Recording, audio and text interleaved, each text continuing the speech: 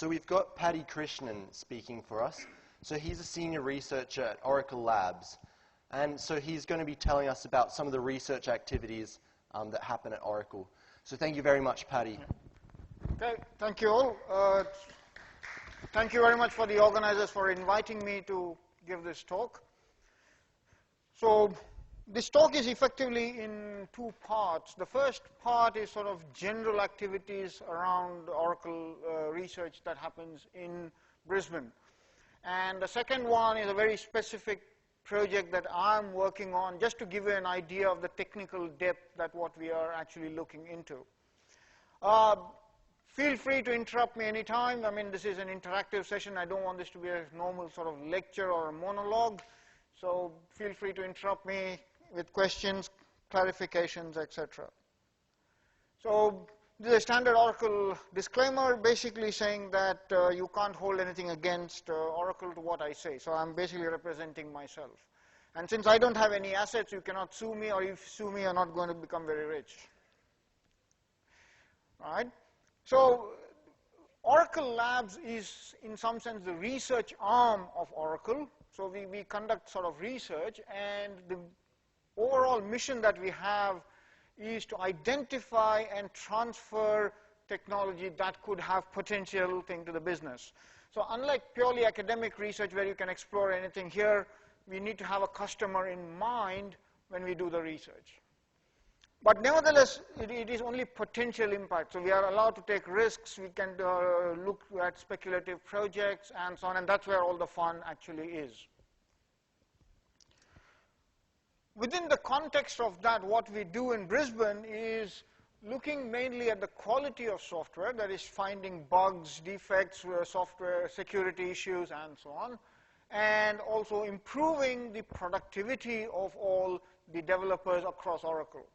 So for example, even if there's a 10% increase in productivity of all the developers, Oracle can save a lot of money. So the impact is huge. So again, quickly, sort of what do we do in that? So we have, as I said, two main focuses. One is actually defect and sort of security vulnerability finding. Now, all software has bugs. I mean, you can never say this software has no bugs. I mean, that if somebody tells you that, you never believe them. But what you want to do is reduce the number of bugs in your software before you actually give it to the customer. Okay? I mean, that's standard software engineering thing. All of you know that. So basically, anytime there's a customer-based escalation, because if they find the bug, then it costs the organization a lot of money. So essentially, you want to find the bugs before the customer do.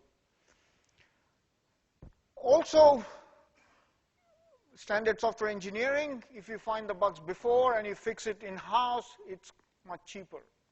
If you can find it at design phase, even better, rather than at, say, deployment or implementation phase.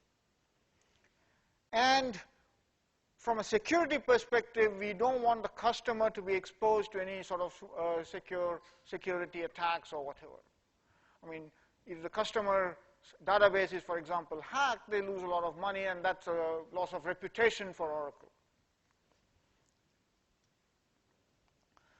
The other focus we have is related to productivity.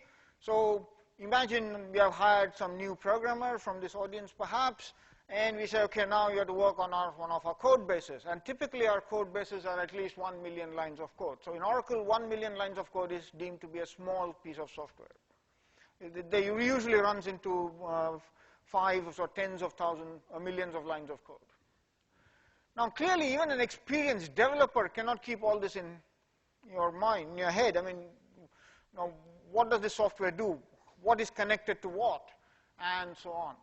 So what you need is some mechanism to actually navigate through this large code base, especially when you are just a sort of recent joinee, to get your head around this very large code base. So how do you understand what is actually there? So the whole idea is to use visualization.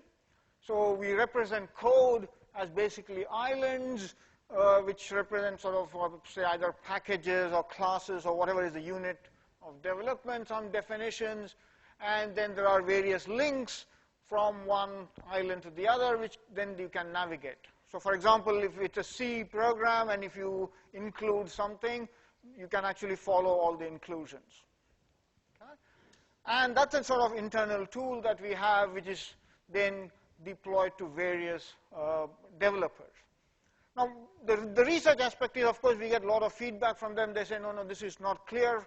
So there's a continuous sort of improvement process on not only how the information is displayed, but what information they actually want. And that's where a lot of it is by analyzing the program that we are displaying.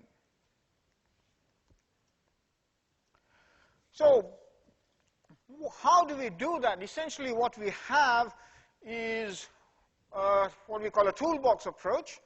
So we have various source code bases. For example, we have C++, PLSQL, Java, etc. And we have various translators which then convert all of that into a standard intermediate representation. So we basically use the LLVM intermediate representation. For those who know LLVM, sort of who have done compilers will recognize that. Once we have the intermediate representation, then we can run various analysis tools on that. So for example, the defect finding tools are called Parfait and the Souffle. Frappe is the tool that actually displays the code base for navigation and so on. For certain types of analyses, we need to actually run the program. So it's dynamic, it's not purely static. So we have instrumented the binary, and we have dynamic traces, and that's sort of in the test generation sort of space. So we can automatically generate test spaces, tests in that case. And similarly, the native sandbox, etc., we can actually run various tools in the sandbox and then check what happens. So we have the whole spectrum from purely statically analyzing the program to potentially dynamic traces and finding automatic tests and defects in the system. So the strength of this approach is that once we have the intermediate representation, any analysis we develop can be in principle applied to C, C++, or PLSQL, or to Java, and so on. So the idea is develop the analysis once, reuse it for different languages.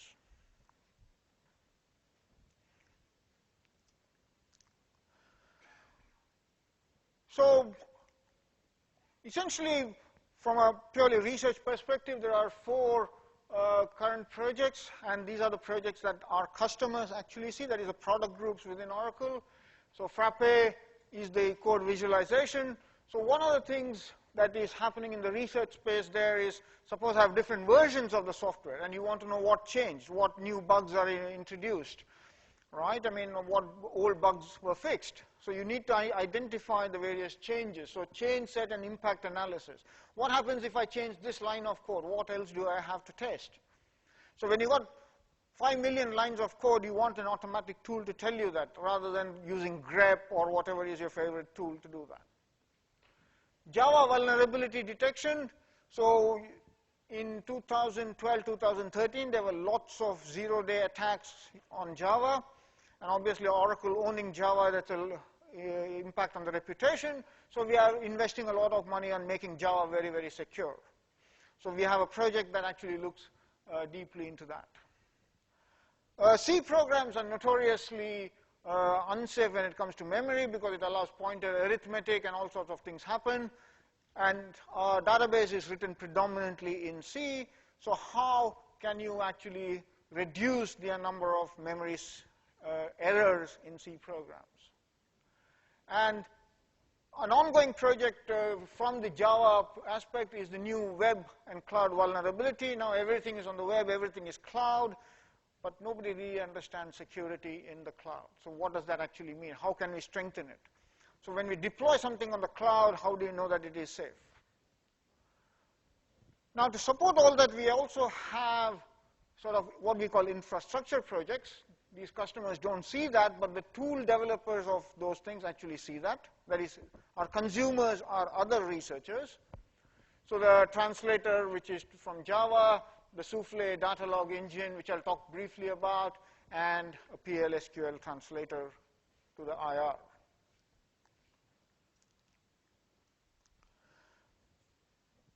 As our mission is technology transfer, it goes through various phases. So for the first step, of course, is to actually do the research. Then it comes to advanced development. So we take the research and convert that into sort of tools. And then we actually transfer it to the product group. And then they actually put it into production.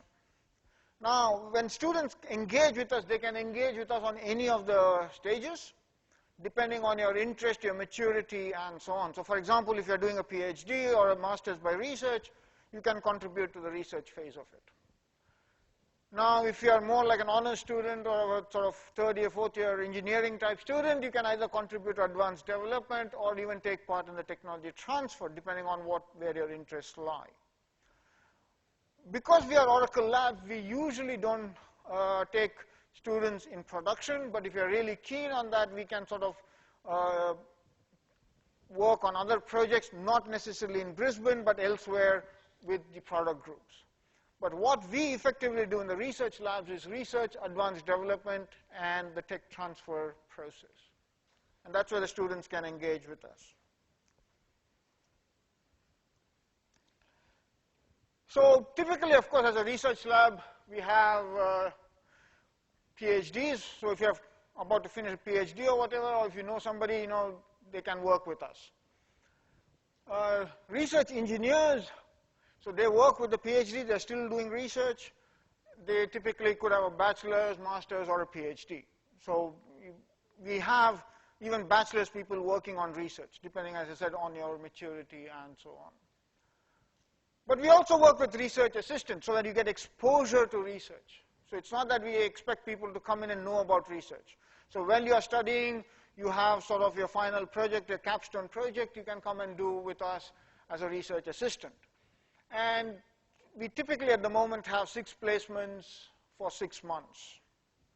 All right, so that's the typical duration. The first 2-3 months are just to get to know the product, the research space, and so on. And after that, you actually contribute to the research. We also have visiting students. Some of you may know the SEED program, which are industry projects for academic credit. But if there are other mechanisms of engaging with us, we are quite open to those ideas. So basically, you need some academic in the university who is willing to supervise your project because it is for academic credit. But we are very, very flexible in what we support. So it could be honors, masters, PhD research, whatever.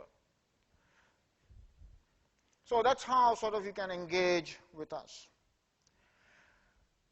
Ultimately, the contribution for research is developing patents and peer-reviewed papers, etc., in international and national conferences. And student interns have contributed to patents and peer-reviewed papers and so on.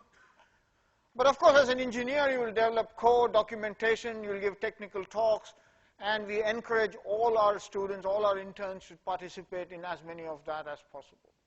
And because Oracle is a very large organization, there's a lot of opportunity for technical talks which are internal and so on. So it's not necessarily only for external talks. So it basically gives the students a very good experience of how to work in a large research organization. So these are some of the internal organizations that we deal with. So obviously the database people, times 10, which is another database, in-memory database, PLSQL, and so on. But very few people know that Oracle also has operating systems. So if you're an operating systems person, you can work on Oracle Linux or Oracle Solaris. Of course, Java is Oracle, then WebLogic, web services, e-business suites, communications, as I said, product security, cloud services, and so on. So there's a whole sort of spectrum of products groups that we engage in, and depending on the student's background and interest, we can actually match to the right research type project.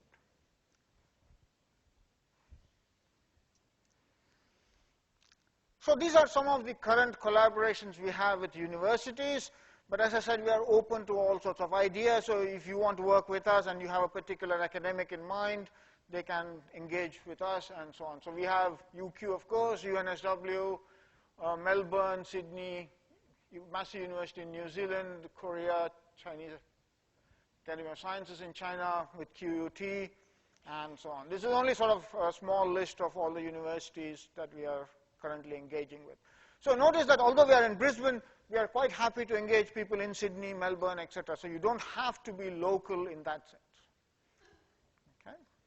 But we need to work on a mechanism by which you can actually contribute to our projects. So in summary, what we focus on is basically the quality of software and the productivity of the software developers. And the whole idea is to work on program analysis techniques. So we are analyzing the programs and then seeing what happens and tackle sort of real-world issues. And ultimately, as a research lab, you have to contribute to the state of the art, either in program analysis or in defect detection or in visualization and so on, which are all sort of underpins some of that. So that's sort of the first quick overview of the general activities we do in labs. If there are any questions or you want any clarification, I'm more than happy to answer now. Static analysis that you're doing, is that purely for security type, like buffer overrun type stuff in languages, or are you looking for bugs beyond security? So the defects we look at include things like buffer overflow, use after free, and all the classical things, which may or may not be security related. But we are also looking at very, very security specific things like in Java, which I'll talk about briefly. But anything that can be classified as a defect, we are interested in principle. So defect against specification, for example, in the Java security sense, I'll talk about what is the specification and what defects we actually find against that. Or where specification is implicit, like in memory overflow, division by 0, and so on. So we are not constrained by any particular thing. It depends on what sort of the customer wants. And basically, the customer wants everything.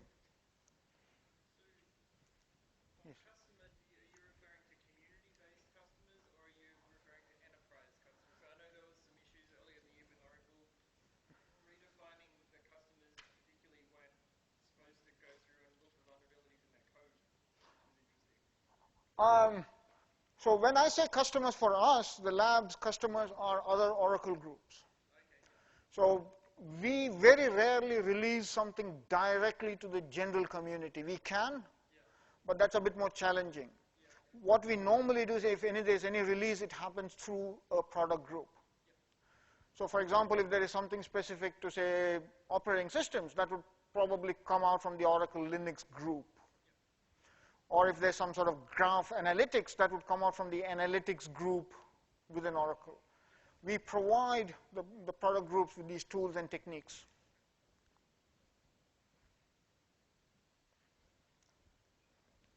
Any other questions?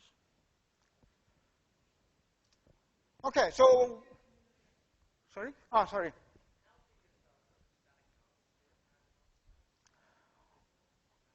So the research and engineers, we are about 30 people overall.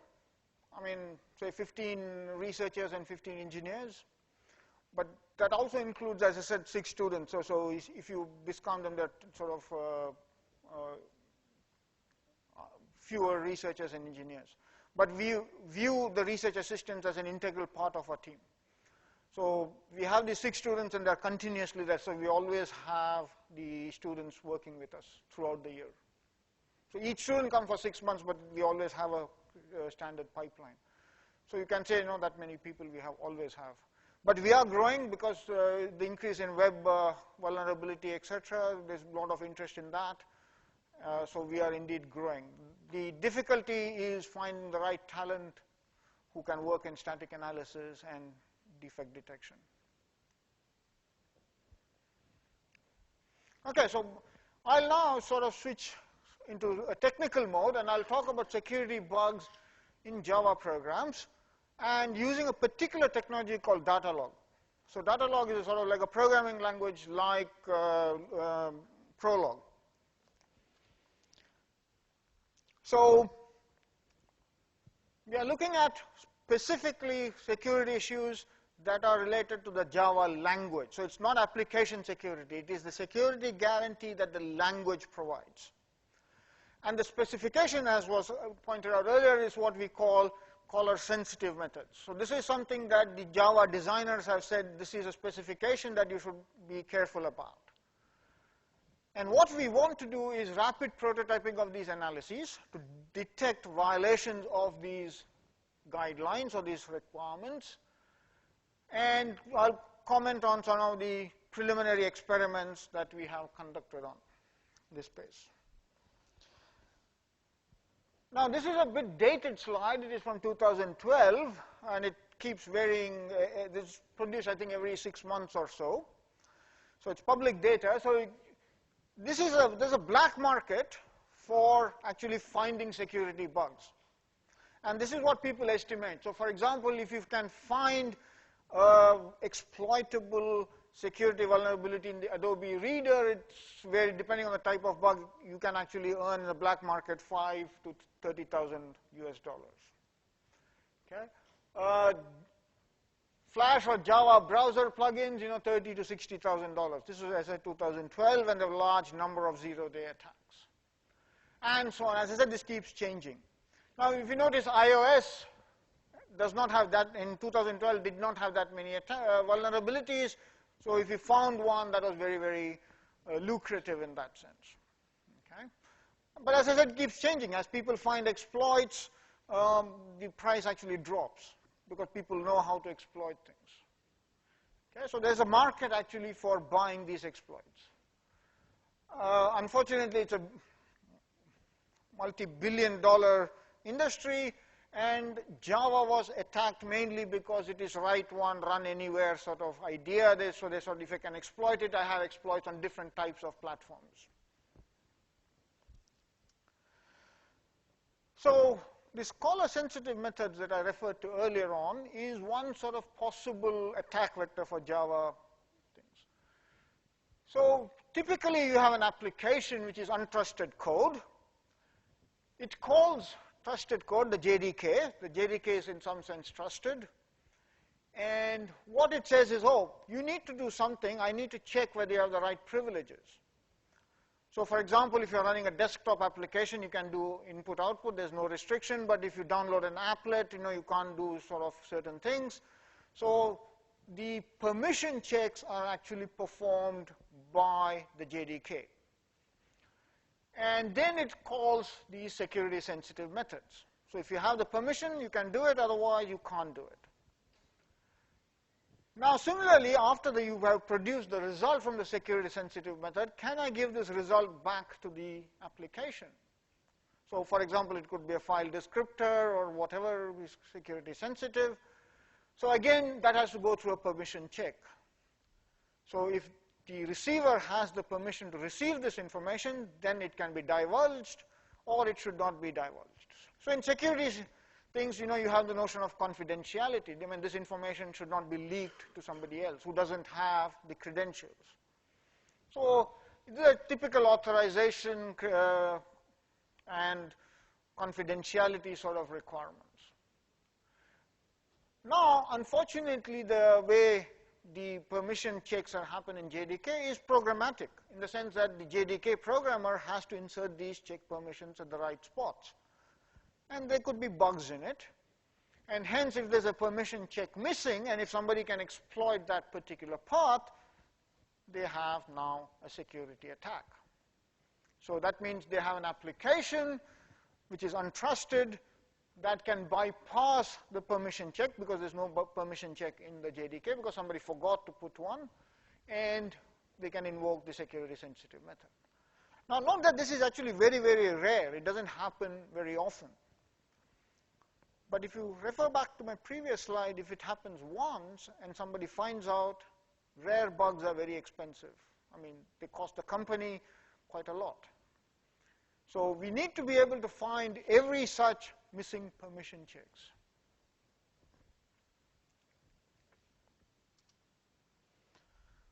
Now it turns out that the 80% of what the JDK does excuse me, directly or indirectly invokes a caller-sensitive method or one of the security-sensitive methods. Okay? So for example, Java has reflection, it has dynamic class loading, and so on. So you could, for example, say, get the class.forName son.whatever, which is a restricted class. You load that class and do something with it. So as I said, there's reflection and so on.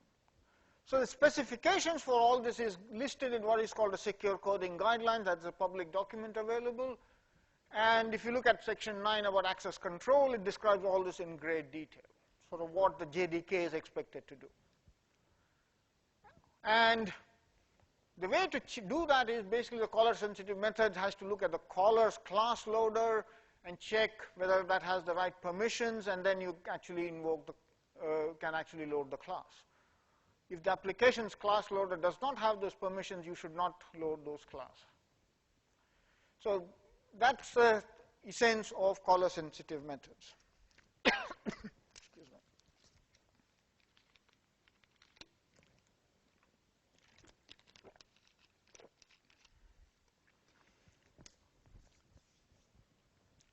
So here's an example from a real exploit that the CVE number is given there in 2012, where the application is invoking something, the field name, which is sort of underlined, and it actually gets access to that particular field. And once you have the field, then you can set the accessibility. So it could be a private field, but if I get access to it, I can set it to a public field, which means I can modify it afterwards, and so on. So before I get my access to the field, that is get declared field, there has to be a check permission. Can I actually release this name of the field to the application? Unfortunately, that is missing. So what happened in this attack effectively is that you got some sensitive field and you stored something into that field. Basically, you stored something on the heap, and then afterwards you could then exploit that in some other context. So that particular check permission was actually missing. So why was this missed?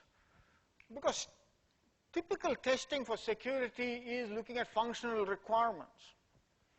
Very rarely there's is a check permission missing. I mean, very hard to test for security bugs in this sense. Code inspections are performed, but they are not sufficient, especially over large code bases. So the JDK is about 1 million lines of Java, and I'll talk about the size of the JDK in a minute. The moment you have reflection, you have no idea what method this is actually being called, because it's reflective. You get some input, you sort of treat it as a class, some method name, and you call that method. So you need much more automated bug checking tools, and which is what we are doing in the static analysis space. Of course, reflection, etc., cannot be solved precisely because that's a dynamic feature. So standard over-approximation techniques are applied. The motivation for this project also has that you need rapid prototyping capabilities. Because if an attacker finds a zero-day exploit and publishes it, you need to be able to find out the cause and fix very, very quickly. And because it's zero-day, you don't know what sort of is the actual cause of this exploit till it's released. Okay? So you need this rapid prototyping capability.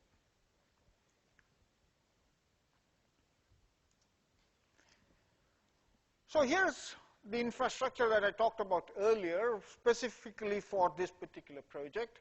So you're given a Java bytecode, which runs through what we call an extractor, which is purely syntactic, and it's what we call input relations. And we have a data log engine, which takes the program analysis and produces the result. So data log is like a logic programming language, like Prolog, but much simpler, and because of that it is much more efficient. So that's what you are looking for when you're dealing with large code bases.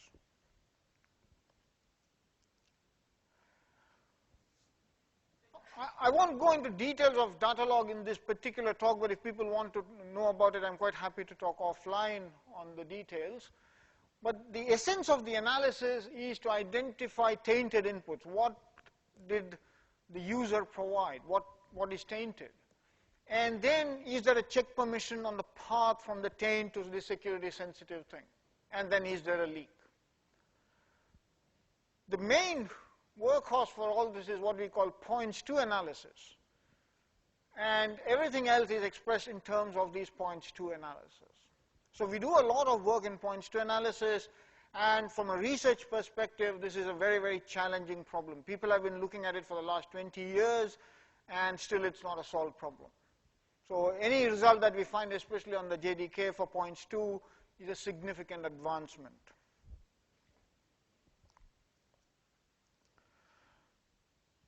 So points to analysis, especially in the context of data log, it's what we call flow insensitive, inclusion based, but the abstract domain that we deal with is variables and heap objects or abstractions of the heap objects. And points to relations in some sense is very simplistic. You have at the bottom we have VP, which is a variable may point to an object, and you need a representation of the heap, which says in a heap a field could point to some other heap object. Best seen via a picture. So let's look at that. So X is assigned new foo. We have created a new object. Let me call that program location A. Now, because we are doing static analysis, we don't have concrete objects, so we represent the object at the creation site or the location A. And we say X points to A. We don't want to analyze if then else, etc. That becomes very expensive, so we then say Z is assigned Y. Oh, sorry, then we have Y is assigned X, so Y will also point to A. And then when we have Z is assigned Y, Z will also point to A. But the else branch creates a new object at B, so Z could also point to B. So what this says is, Z could point to either A or B, I don't know which one. And from a security perspective, you want whether it points to A or to be safe. So you want all of that to be safe. The Z.F is Y is an update of a field. So you're storing into a field. So Z dot thing, so B's field gets updated to A in this particular instance. And the graph that you compute is basically what is called a points to graph. So it's a very simplistic idea at one level. All right. Once you have the points to, now what you have to check is all the paths. So on all paths from the public thing where the application can interact with the JDK, you need to ensure that a check permission is performed. Because if a check permission is not performed, you can bypass the security requirements. And people who know static analysis or are planning to do that, what are called standard Jenkins problems can be expressed using this. And this is very, very standard data flow analysis techniques. Again, I won't bore you with all the technical details. I'm quite happy to take it offline to those who are interested in it. But just to express it formally, this is what it looks like. So if you have checked paths on U, it basically says for every path starting from S to U, there exists a check somewhere on that path. Okay? Which means that a violation, which is what we are interested in, is an unchecked path. That means there exists a path where wherever you check on that path, there is no check permission. So if you can't find such a path, then that's a security violation. Okay? And that's effectively what we encode in data log, etc. And data log being, as I said, a logic programming language, expressing something like that in logic in data log is very, very straightforward. Much more straightforward than, say, writing it in C++ or whatever. You could write it in C++. I'm not saying you cannot. But it's much more compact and easier to write it in data log. So let's look at some of the challenges and the experimental results. So this is for the OpenJDK build 147, is a particular snapshot. Rather than look at number of lines of code in these analyses, what you need to understand is the number of variables you have and the number of these abstract heap objects you have. Because the points to is the main sort of workhorse. So if you have variable, there are 1.5 million variables in the JDK. There are about 360,000 abstract heap objects or creation sites within the JDK. There are 160,000 methods, there are 600,000 invocations, and so on. So this is a representation of the size of the problem. Now if you look at the points to analysis which we are using, which is from what's called a DOOP framework, the input facts of the JDK are represented by 30 relations. It's pretty compact. The number of relations we have for points to is only 10. So the analysis is again very compact. The challenge is in the result. The size of the points to relation is about 850 million. So representing all that information is quite a challenge itself, and computing that is a challenge.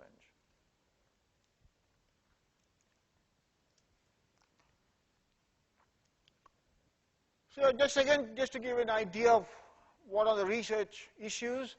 So if you're computing basic points to, but you don't handle virtual methods or virtual calls in Java, it takes about 40 minutes on a particular machine and engine.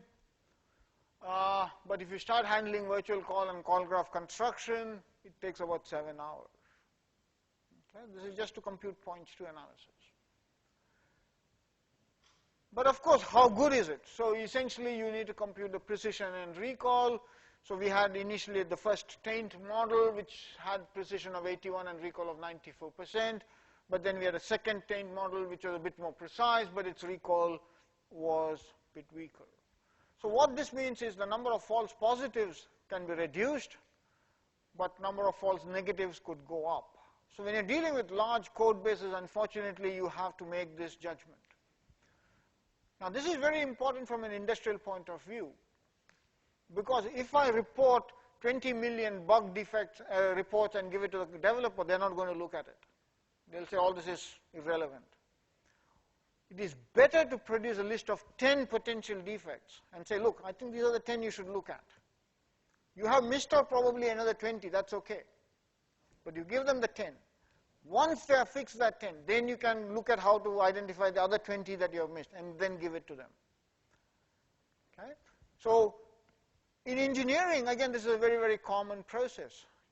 You don't necessarily go for the big bang solution and saying, this is the best I can do. No, you say, this is what I can do, improve on it, and so on. So that's sort of the thing we have. The research, another component of it, is how can we bring that 7 hours down to a few minutes? Is it actually possible? And we have been working on this for about 2 years, and now I'm happy to say that we can actually bring it down to about 15 minutes from 7 hours. Okay? So that's the other main research problem that we face. It's of scalability. It's one thing doing an assignment and analyzing 100 lines of code, but another thing analyzing something like the JDK.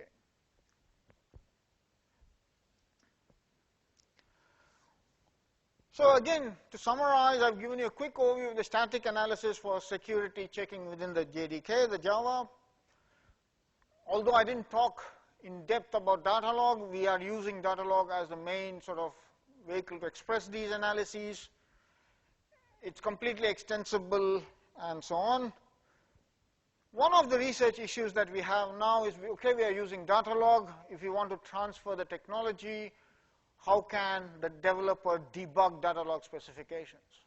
Or if you know Prolog, how do you write a Prolog debugger? All right, I mean, so that's a challenge. Our preliminary experiments show that Datalog is efficient and sort of effective.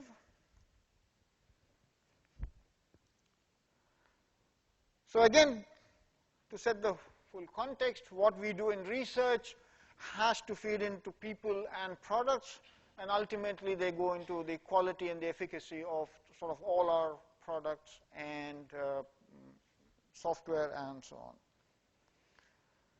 So I'll stop here. I'm happy to take lots of questions. I also have a few flyers if you're interested in sort of summary of what we do and so on. So again, thank you very much for your attention. I know it's a public holiday. Thanks for coming. Thanks to organizers for giving me the opportunity to present to you. So again, it's a very, very high-level, broad overview of the thing, but I'm more than happy to answer any specific questions that you may have. Thank you.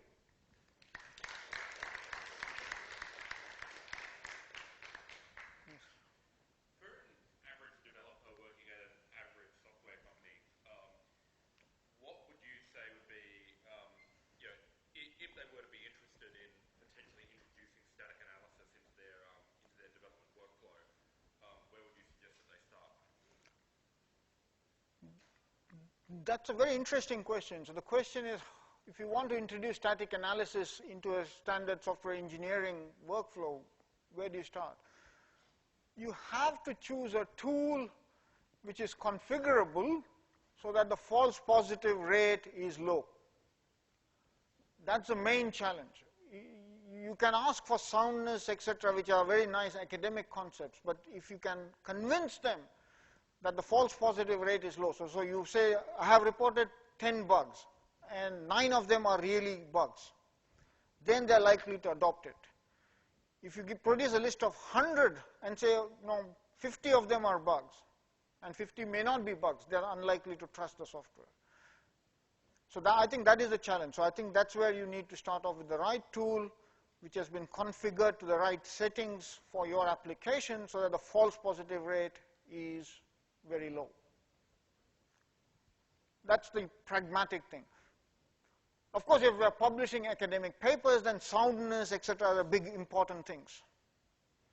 So in Oracle Labs, we wear two hats. One is to sort of do the sound analysis, but also do other analyses which are actually useful to the programmer. Any other questions? Yes.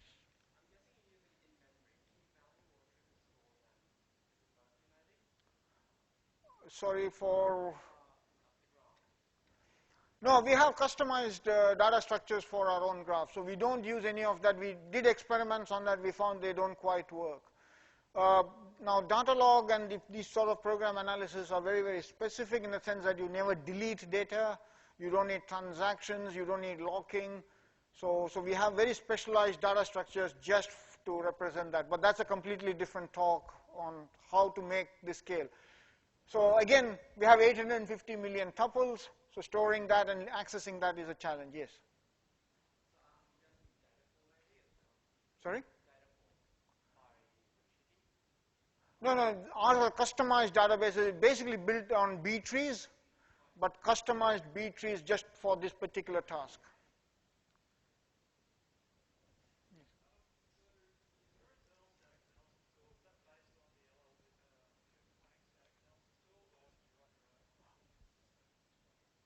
It uses the LLVM infrastructure. There are some aspects of Clang which are used, but a lot of it is our own contribution to it, customized for the type of analysis we do and so on.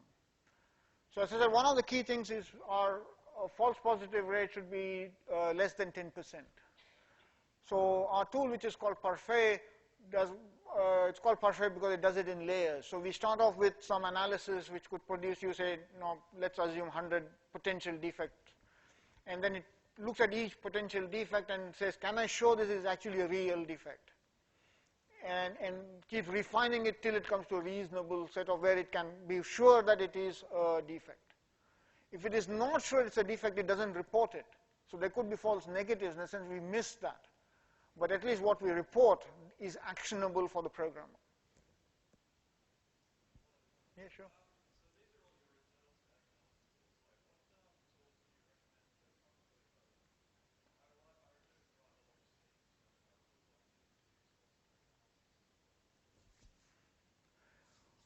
There are lots of experimental static analysis tools.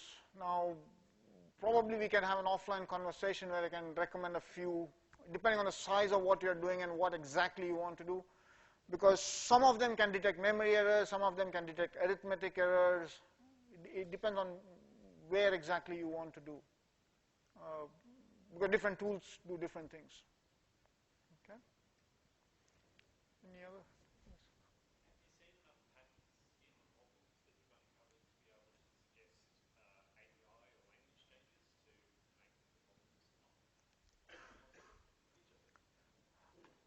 In the Java context, yes. I mean, the C context, many people have already done that. But unfortunately, it's very hard to change all the legacy code. So going forward, yes, there are some better coding guidelines. So Oracle has its own internal coding guidelines, which shows how to improve sort of the code so that you avoid making these mistakes. For Java security, yes, we have started, but it's not yet mature enough for it to be actually pushed to the product. But we are doing that as we go along. Any other questions? Okay, if there are no other questions, thank you again very much. And as I said, I'm quite happy to answer questions offline, have any discussions that you want. Okay, again, thank you all. Thank you.